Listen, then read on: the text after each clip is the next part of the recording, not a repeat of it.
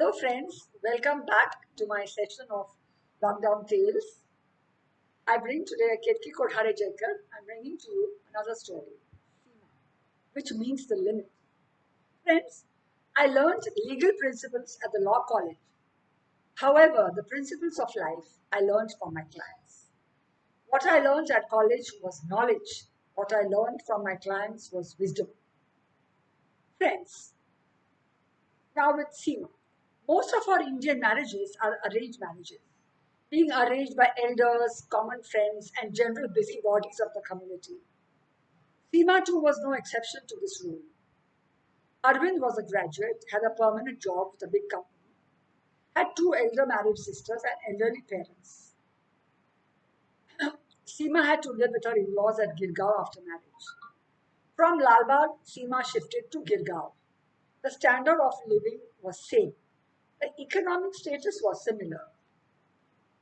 She had to move from Lalbagh to Girgaon. She had nothing to complain about at the time of marriage. After her marriage, Seema's parents shifted to Alibag. It's about 3 hours drive from Bombay. Within 3 years of marriage, Seema got two daughters, Asha and Usha. Arvind was doing well at work. He got several promotions and even got residential quarters in the company's staff colony. By that time, her in-laws too had passed away. Seema and Arvind moved to the staff colony. For the first time in her life, Seema was enjoying freedom, ample space in the house, separate room for the girls, spacious kitchen, balconies, and a huge compound for the girls to play. There was a school within the colony. Seema could not have asked for anything more. In the chawl where their house door was never shut, any neighbor could just peep in any time of the day. When the in-laws always made it a point to know what was happening in their lives, this flat was a different life. Seema was free to dress as she liked, cook whatever she liked, go wherever she pleased without any fear of being questioned on minute details of what she wore or what she cooked or where she was going. Arvind too suddenly experienced this freedom. He was free to call his office colleagues home after work. He would go to their house and have a drink or two. There were no elders at home, so he could call them home and offer them drinks. It was not difficult for him to produce alcohol when he had so many friends who were regular drinkers. Increasing salary meant increase in buying power, and with no one to question Arvind, he started drinking every day, sometimes with his friends, and most of the times without his friends. Seema had no control over him. He was relishing his newfound freedom, and there seemed to be no stopping him in his fast overdrive. Friends, it was not long before Arvind started blowing off his salary within the first few weeks of the month. Climbing higher in life is quite tedious and time consuming. However, slipping down is easy and quick. Arvind did not realize as to how and when he became an alcoholic, having run through all his savings in a matter of few months. The new furniture had to be sold, the electronic appliances went, the car went, the washing machine, fridge, TV followed. Only their personal clothes were left behind in the bare four walls. Yet the worst had to come. Arvind stopped going to office. Hence the salary too got dwindled as per the days. Arvind alcohol was affecting his health. He had to be hospitalized. Luckily, the company paid for his hospitalization, but that too was not going to happen for a long time. If he continued to drink, the company would definitely stop his treatment and refuse to pay for it. The girls had grown up, and of course, their expenses were increasing. Seema had started lunchbox service from home as well. And she had a creche for small children. She was hardly qualified for an office job. So she did whatever she was able to do from home so she could earn some money.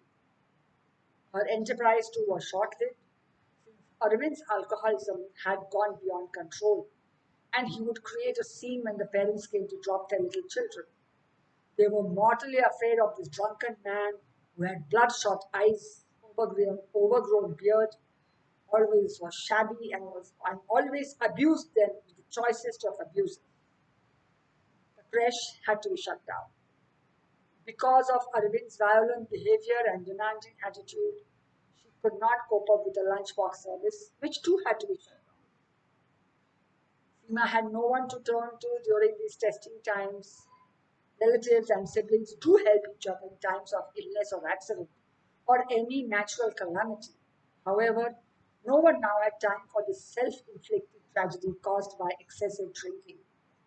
Arvind's sister's husband, Mr. Gokhale, had initially been of great help. He had taken him to a detox center run by a very famous doctor. However, Arvind ran away from there and came back to square one. Seema was left alone to fend for herself and her two young daughters. Her old parents were too far away in Alibag, and so they were of no help to her in her daily trials and tribulations.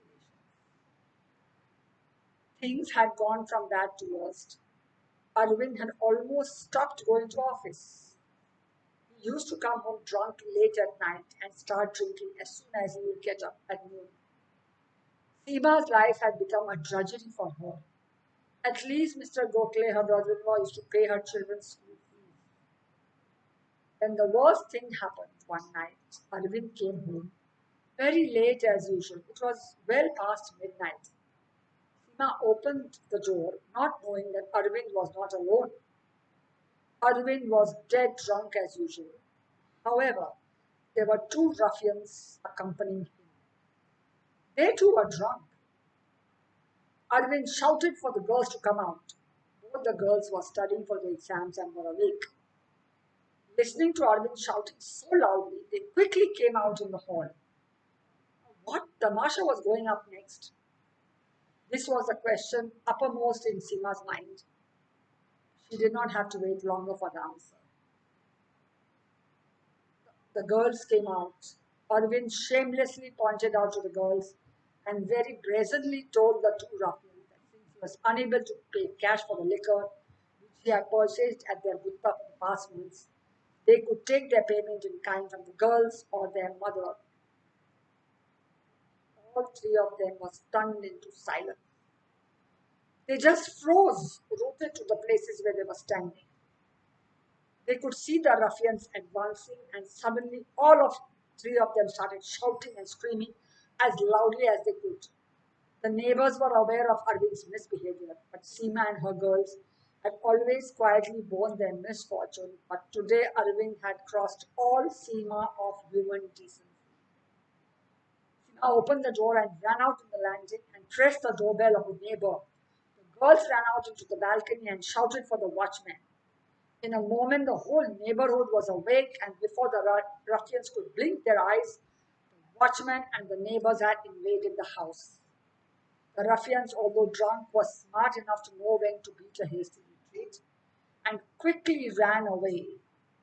After all this fracas, Arvind had just fallen asleep.